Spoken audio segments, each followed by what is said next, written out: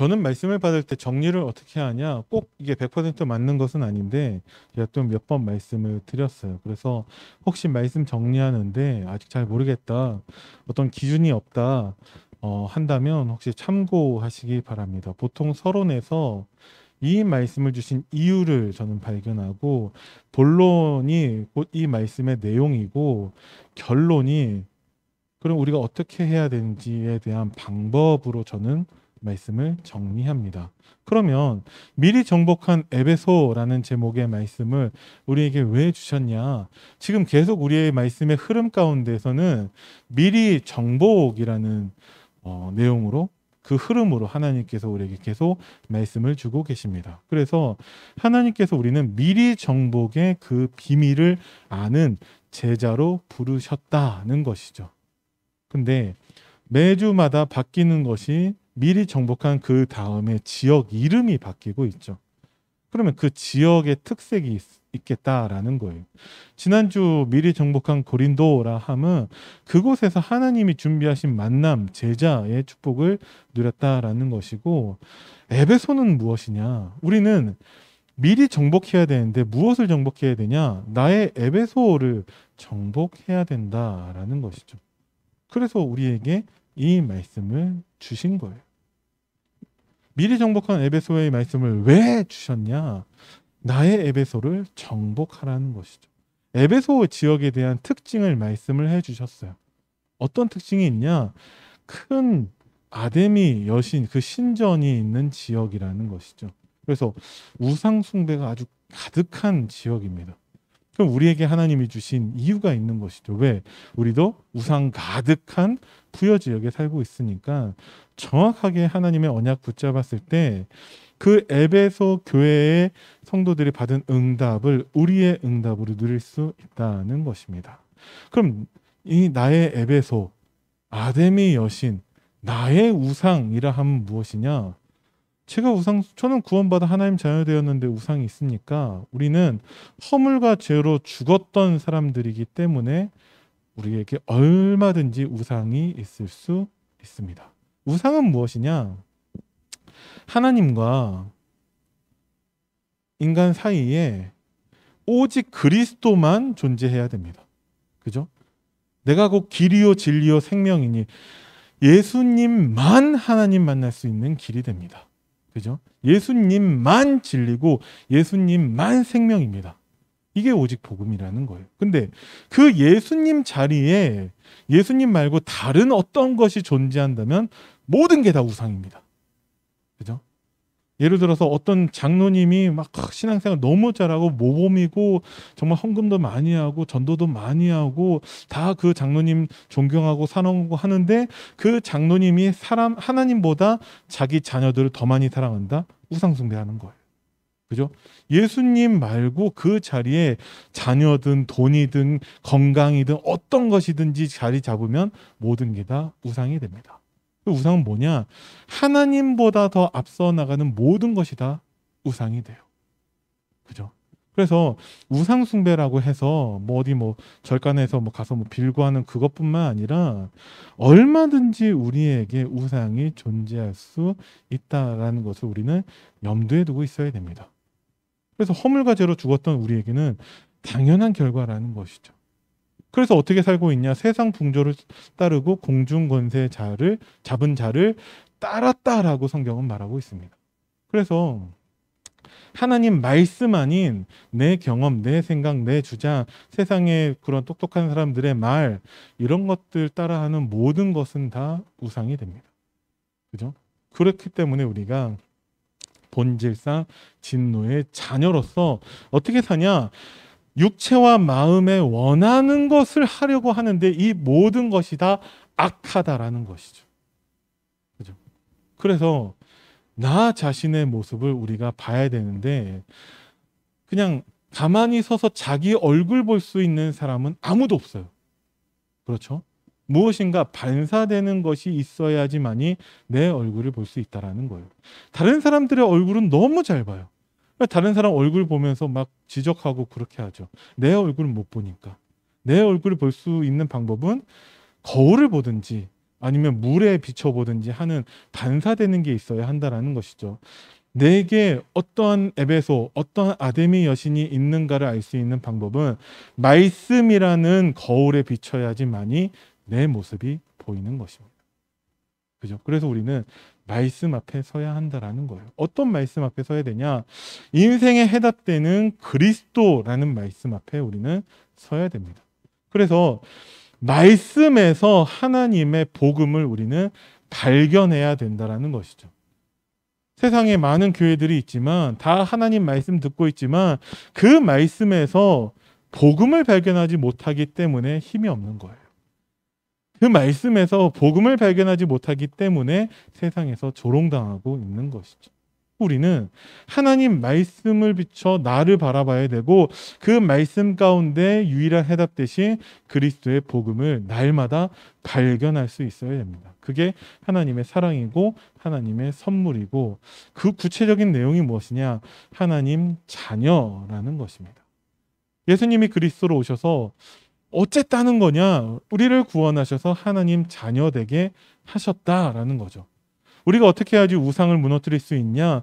하나님 자녀의 신분과 권세를 누림으로 우리는 모든 우상을 다 무너뜨릴 수 있다라는 것이죠. 그래서 하나님은 이 해답을 누리는 증인이 되기를 기다리고 계십니다. 우리가 구원받은 하나님 자녀 맞지만 증인 되기를 기다리고 계시는 거예요. 사도 바울도 다메섹 도상에서 예수님 만나서 그 다음부터 바로 쓰임 받은 것이 아니라 사막에 가서 철저하게 훈련받았다라고 학자들이 말하고 있습니다. 그 기간이 적어도 10년 이상이라고 하고 있어요. 그 루스드라에서 바울이 돌에 쳐맞고 나서 버려졌는데 다시 깨어나서 다시 들어가서 만난 제자가 디모데입니다. 그 디모데 세우는데 적어도 6년 이상 집중해서 훈련시켰다라고 말하고 있거든요. 그래서 나는 왜 이렇게 안 되느냐? 상관없습니다. 우리는 하나님이 준비하시는 과정 속에 있다라는 것이죠. 무엇을 하면 됩니까? 내 우상을 발견하면 돼요. 어떻게 발견합니까? 말씀 앞에 서면 돼요. 말씀에서 하나님의 복음이 발견되는 사람은 반드시 하나님이 주시는 증거를 얻게 됩니다. 그죠? 그래서 우리는 말씀 앞에 서야 되는데 말씀 성취의 하나님을 믿으면 그 나의 에베소를 정복할 수 있다는 것이죠. 우리는 절대 이것을 못하기 때문에 하나님께서 미리 응답하신 것이 있어요. 그것이 마가다락방의 언약이고 우리는 이 언약 붙잡고 기도하는 것입니다. 그죠? 이게 날마다 말씀에서 복음을 발견한 자의 모습이라는 것이죠. 그죠? 그래서 이런 언약 붙잡고 기도할 때 하나님이 오순절 역사를 나타내시는데 이거는 시간표죠. 오순절 날이 이미 이름에 하나님이 약속하신 그 성령 충만이 임하는 날이 분명히 있다는 것입니다. 하나님 주신 말씀 앞에 섰을 때 복음이 발견되면 우리가 증인으로 서게 된다는 것이죠. 언제 되냐? 때와 기간 시기는 아버지께서 자기 권한에 두셨으니까 너희 알 바 아니고 너희는 오직 하나님 언약 붙잡고 기도해라. 그러면 몇 날이 못 되어 받을 것이다. 오직 성령이 너에게 임하시면 끝난다라는 거예요. 이것은 반드시 시간표가 있고 반드시 하나님은 이 체험을 우리에게 주신다라는 것이죠. 그것을 가지고 바울처럼 그것을 전달하고 증거하는 것입니다. 그죠? 그래서 내용이 다 똑같아요. 말씀 앞에 서야 되고 말씀에서 복음을 발견해야 되고 그 복음을 누리고 있으면 하나님이 우리를 증인으로 세우신다라는 것이죠. 그러면 현장의 흑암은 무너질 수밖에 없습니다. 그래서 바울과 그 팀들이 또 회당에 들어갔습니다. 왜 회당에 들어갔냐? 이 하나님의 말씀에서 복음을 발견하는 제자를 찾자라는 것이죠. 우리 교회는 왜 응답이 없습니까? 응답이 왜 없습니까? 여러분들이 제자 되는 그 응답이 지금 진행되고 있습니다. 그죠? 그래서 여러분들이 언약 붙잡고 흔들리지 말고 낙심할 필요도 없어요. 아직 뭐 응답 시작도 아닌데 뭐 낙심을 합니까? 언약 붙잡고 기도하시면 됩니다. 그죠? 그랬을 때 하나님이 가장 먼저 하나님 나라, 누리는 예배를 회복하게 하신다라는 것이죠. 오늘 이렇게 우리가 모여서 예배 드리는 것처럼 날마다 하나님 말씀에서 복음을 발견하는 예배의 축복이 우리에게 임할 줄을 믿습니다. 이게 아직 체질이 안 되고 훈련이 안 되다 보니까 이 말씀 운동을 하는데 회당에 들어가서 석 달 동안 계속 그 제자를 찾죠. 제자를 발견하니까 어떻게 하냐? 날마다 2회 동안, 2년 동안 그 제자를 집중하게 합니다. 그때 일어나는 것이 말씀 운동이라는 거예요. 그래서 신학원을 우리가 할 때 2년 동안 하는 이유가 이것 때문에 이렇게 한다는 거죠. 근데 우리의 그 2년은 학기가 있고 방학이 있고 한 주에 한 번 그 2년인데 성경에서의 2년은 날마다 2년이라는 거예요. 그래서 우리가 왜 이렇게 시간이 오래 걸리냐? 우리도 만약에 날마다 2년 동안 했으면 이미 우리가 제자 됐겠죠. 근데 그게 아니다 보니까 시간이 좀 더 걸릴 수도 있어요. 그런데 하나님의 그 여정 속에 우리가 있다는 것이죠. 그럼 반드시 현장에 우상이 파괴되고 하나님이 우리를 치유하시는데 하나님이 우리에게 힘을 주신다라는 것입니다. 어떠한 것도 더 이상 하나님보다 앞서 나가지 않도록 하나님이 우리에게 힘을 주시죠. 우리가 여유를 갖게 되고 이해할 수 있고 초월할 수 있다라는 거예요. 우리 가정에, 우리 가문에, 우리 교회에 현장에 영적 문제가 보이더라도 이제까지는 그것 때문에 이제 갈등과 분열과 그런 문제의 연속이었지만 이제 그것을 이해할 수 있고 수용할 수 있고 초월할 수 있는 그 힘을 하나님이 우리에게 주신다라는 것이죠. 이것을 본 사람들은 하나님의 하실 그 응답을 미리 보게 됩니다. 그래서 하나님과 방향이 맞게 되어지는 것이죠. 그래서 내 삶이 이제까지는 그냥 밥 먹기 위해서 돈 벌고 열심히 세상 사람들하고 별반 다를 바 없는 것처럼 보이지만 이제 내가 하나님 나라를 위해서 세계 복음화를 위해서 쓰임 받게 된다는 것입니다. 이미 우리가 그 응답의 여정 속에 있는 것이죠. 그래서 로마를 바라보는 하나님의 세계 복음화 속에 있는 나가 된다는 것입니다. 결론적으로 그러면 어떻게 해야 됩니까? 정말 내가 말씀 성취의 하나님을 믿고 싶습니다. 정말 나의 우상을 다 무너뜨리고 정말 나는 미리 정복의 응답을 누리고 싶습니다. 라고 해서 말씀하신 것이 24 기도라는 것이죠. 한번 그 생각을 해봤어요. 24 기도라고 하지만 물리적으로 우리가 24 기도는 불가능하죠. 누가 잠도 안 자고 밥도 안 먹고 24 기도를 할 수 있겠습니까? 근데 그런 생각을 하게 되더라고요. 그래서 하루에 10분만이라도 아니면 5분만이라도 집중해라 말씀을 하시죠. 그 10분, 그 5분 집중한 것을 다 합쳐서 한 번이라도 우리가 24를 채워본 적이 있을까라는 생각을 하나님이 하게 하시더라고요. 하루에 다 하자는 게 아니라 내 평생에 정말 매일 5분, 매일 10분만이라도 집중한다면 그 집중한 시간의 합이 한 번은 24를 채워봐야 되지 않을까라는 생각을 하게 되었습니다. 그게 어쩌면 우리에게 날마다 2년의 응답이 될 수도 있겠다라는 생각을 하게 하시더라고요. 하루에 5분씩, 하루에 10분씩이라도 채워서 24를 만드는 사람이라면 분명히 아마 다를 게 있을 것입니다.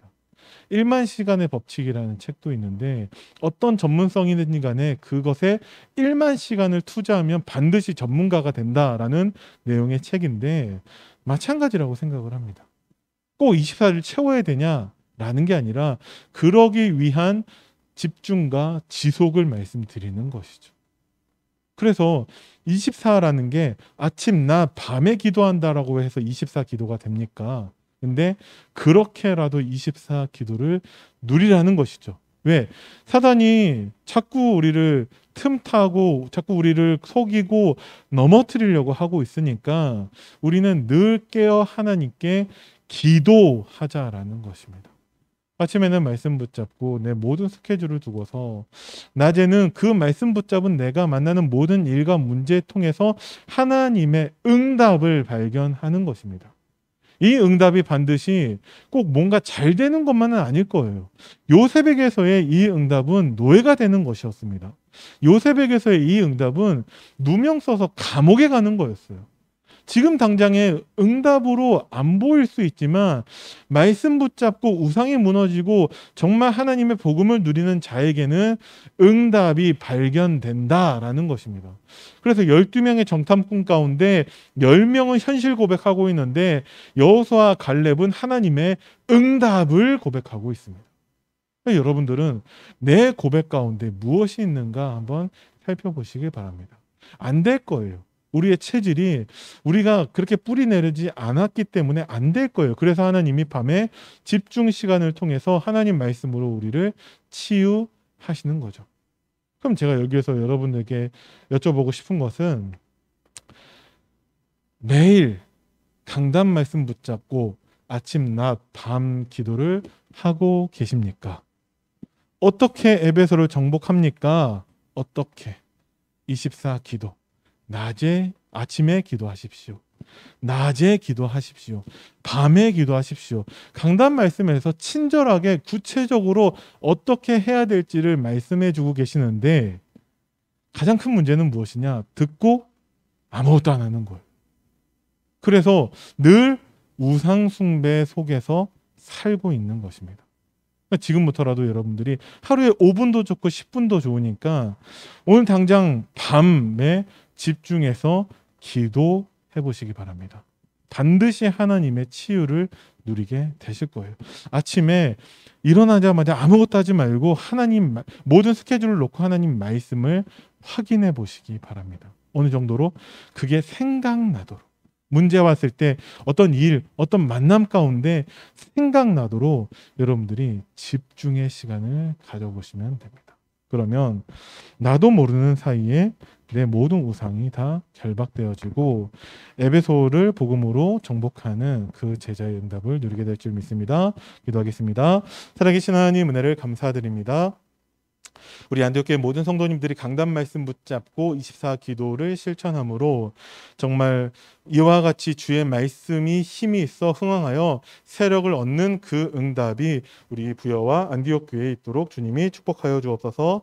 감사를 드리며 우리 주 예수 그리스도 이름으로 기도드립니다. 아멘.